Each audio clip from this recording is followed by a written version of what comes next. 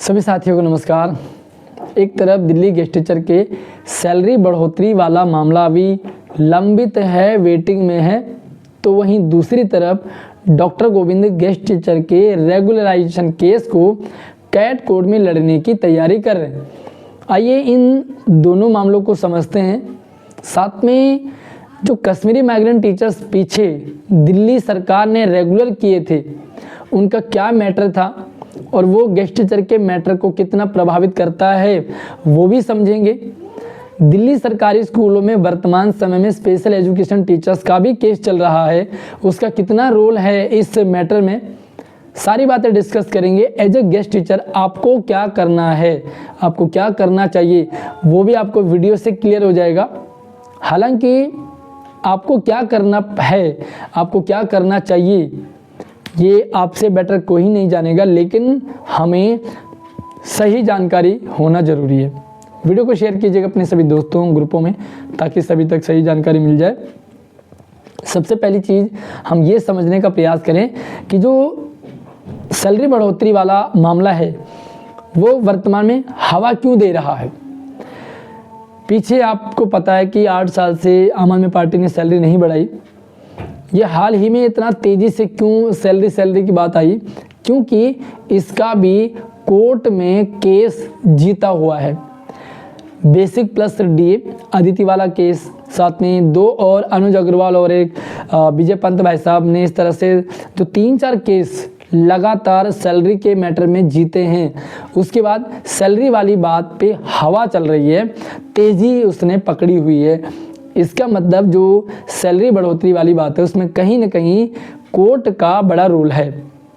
तो अब यहाँ पे सैलरी बढ़ोतरी की एक तरफ बात चल रही है, दूसरी तरफ अगर डॉक्टर गोविंद कैट कोर्ट में रेगुलराइजेशन केस को लड़ने की तैयारी कर रहे हैं। इससे पहले इन्होंने हाई कोर्ट में भी अपने इस केस को लेकर के गए थे और उन्होंने इस केस में क्या हुआ वो वहाँ पे अपने एफबी लाइव में उन्होंने क्लियर कर दिया।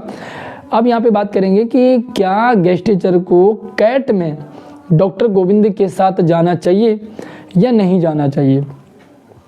अभी मैं अगर बात करूँ, बहुत सारे साथी कहते हैं कि कोर्ट से कुछ नहीं होगा, जो भी होगा वो सरकार करेगी और कोर्ट का ऑर्डर सरकार मानती ही नहीं है। तो मैं आपको फिर से थोड़ा सा इंटरप्ट करूँगा।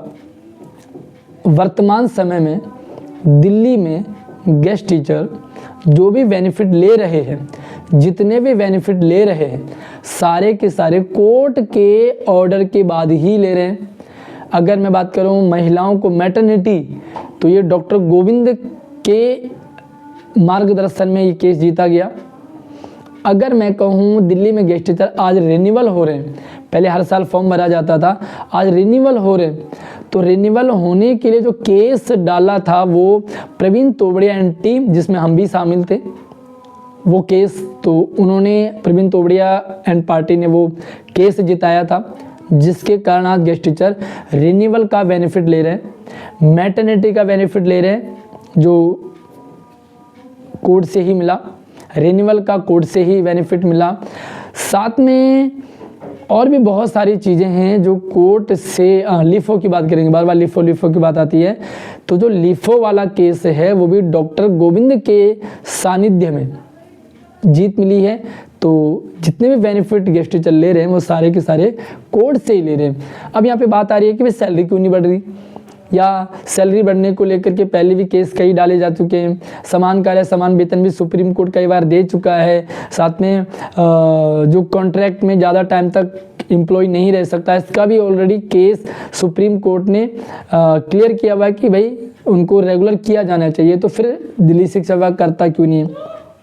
साथियों, केस का क्या सीन होता है कि कोर्ट ने एक ऑर्डर निकाल दिया कि कोई भी एम्प्लॉय लंबे टाइम से कॉन्ट्रैक्ट में नहीं रह सकता।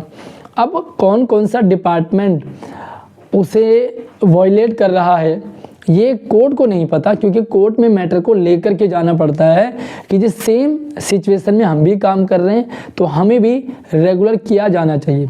कोर्ट संज्ञान लेता है और फिर कोर्ट उसमें डिसीजन दे देता है। डेफिनेटली जो दिल्ली में गेस्ट टीचर का केस है वो पॉजिटिव है और अगर इसे स्ट्रांगली लड़ा जाए तो इसमें सफलता 110% ज़रूर मिलेगी।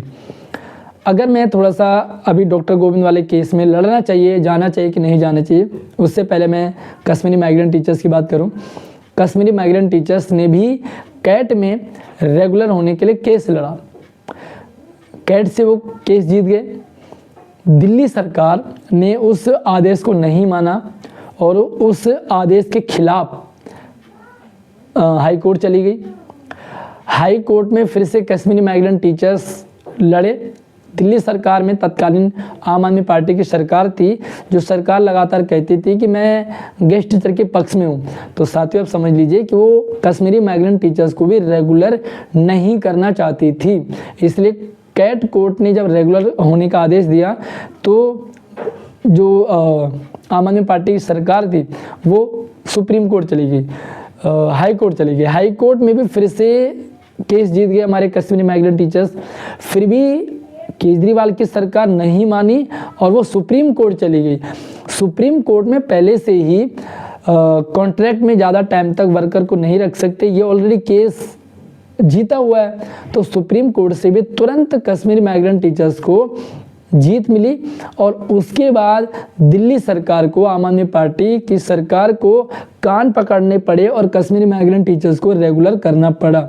अब आप ये समझ जाइए कि दिल्ली शिक्षा विभाग ने ही कश्मीरी माइग्रेंट टीचर्स को रेगुलर किया है।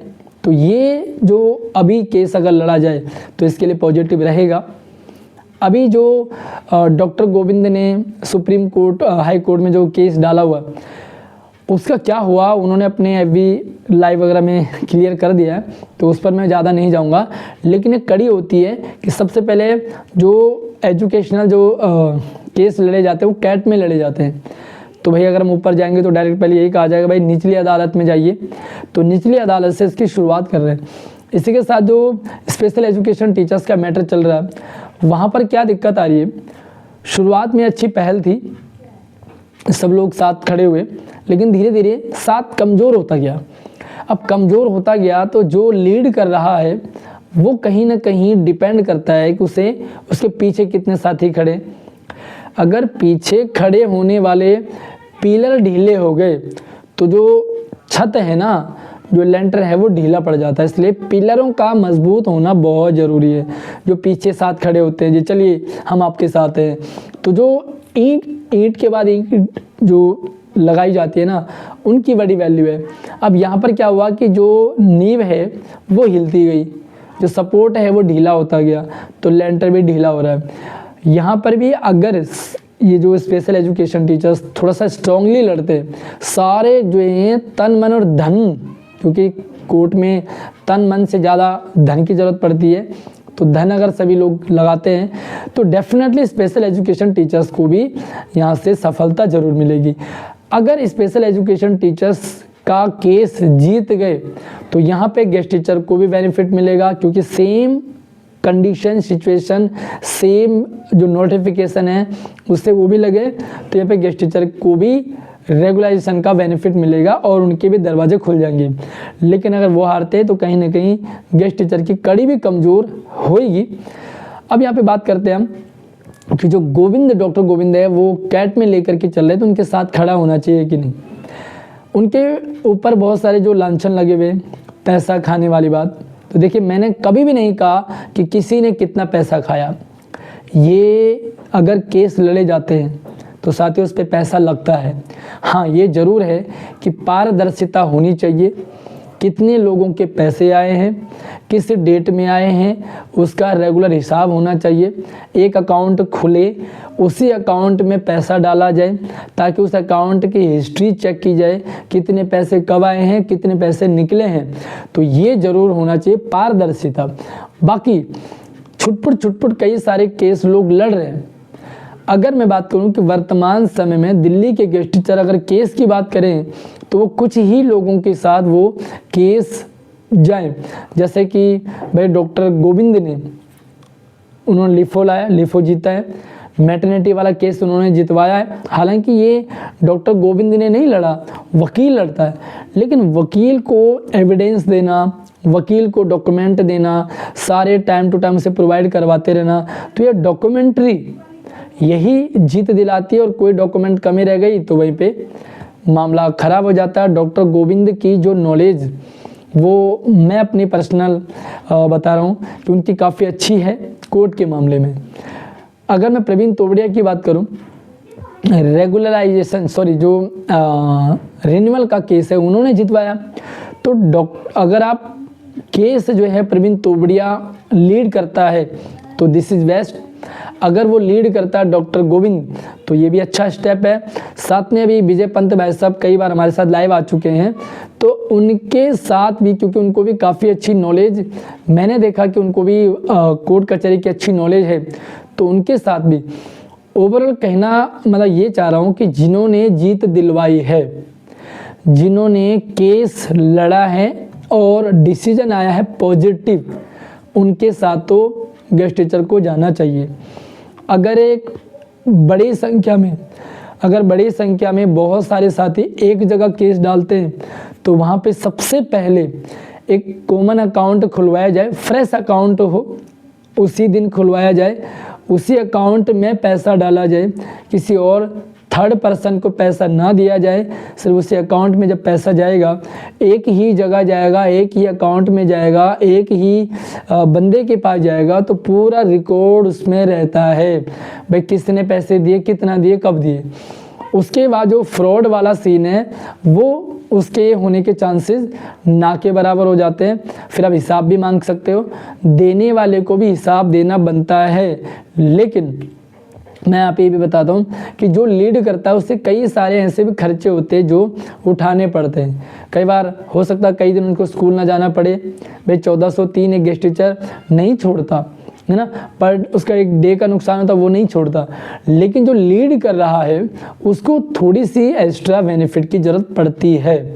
ये मैं किसी एक पार्टिकुलर बंदे की बात नहीं कर रहा हूँ, जो भी केस को लीड करेगा ऑब्वियसली उसे बहुत सारे डॉक्यूमेंट्स चाहिए होंगे, बहुत सारी जगह आना जाना होगा, किराया लगता है, फ़ोटोकॉपी करनी पड़ती है, एफिडेविट लगाने पड़ते हैं, वकील जो भी स्टैम्प वगैरह उसका पैसा होता है, साथ में मतलब बहुत सारी चीज़ें, कई बार अपनी छुट्टी करनी पड़ती है।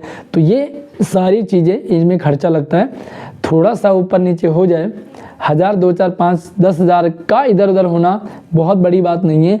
लेकिन अगर ये लाखों का हीरे फेरी होती है तो वहाँ पे दिक्कत आ जाती है। और मुझे उम्मीद है कि सभी गेस्ट टीचर को इस मुहिम में साथ देना चाहिए। डॉक्टर गोविंद के साथ अगर वो केस में आह्वान कर रहे हैं तो जाना चाहिए। प्रवीण तोबड़िया अगर लीड करें तो वहाँ जाना चाहिए। अगर विजय पंत भाई साहब जो कि पीछे उन्होंने भी जो केस है उसको उन्होंने लीड किया तो उनके साथ जाना चाहिए।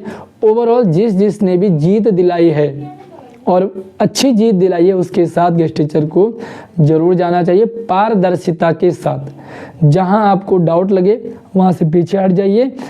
जिस पर भी भरोसा करें उस पर आप पूरी तरह से भरोसा करें, निष्ठावान रहिए। बाकी पैसों से ही केस लड़ा जाता है, फ्री में कोई भी वकील नहीं होता। आंकड़े जितवाते हैं, वकील जितवाता है। और बाकी जो भी आपका ओपिनियन है, जो भी आपका कन्फ्यूजन है वो आप कमेंट में रख सकते हैं। वीडियो को शेयर कर दीजिए सभी गेस्ट टीचर्स तक, ताकि सभी लोगों तक एटलीस्ट इन्फॉर्मेशन पहुंचे। जो भी डाउट सवाल क्वेरीज है आप शेयर कर सकते हैं। आप मुझसे व्हाट्सअप इंस्टाग्राम से भी संपर्क कर सकते हैं। WhatsApp number Instagram and video की डिस्क्रिप्शन में। अगर कश्मीरी माइग्रेंट टीचर्स रेगुलर हो सकते हैं तो गेस्ट टीचर के केस में उससे भी ज़्यादा दम है। गेस्ट टीचर ने सारे क्राइटेरिया पूरे किए और यही चाहती हैं दिल्ली शिक्षा विभाग भी। वर्तमान में जो आशीष सूद जी हमारे शिक्षा मंत्री, उन्होंने भी ये बात क्लियर करी है कि इनके रेगुलर होने में कुछ दांव पेच है। अगर वो दांव पेच कैट से जीत करके आ जाते हैं तो वो दांव पेच क्लियर हो जाएगा। फिर सरकार जो है आराम से सारा काम कर देगी, कोई भी दिक्कत नहीं आएगी। फिर जो पीछे वाली सरकार कहती थी कि जी रेगुलर नहीं हो सकते, ज़रूर होंगे। अब पॉलिसी की क्या बात है, जब रेगुलर हो गए तो फिर बेसिक प्लस DA भी मिलेगा, सारा कुछ बढ़िया रहेगा। ओवरऑल शेयर कर दो वीडियो को, सपोर्ट ज़रूर करना चाहिए। टांग खिंचाई में बहुत टाइम लग गया, अब हाथ पकड़ाई वाला काम करें। धन्यवाद।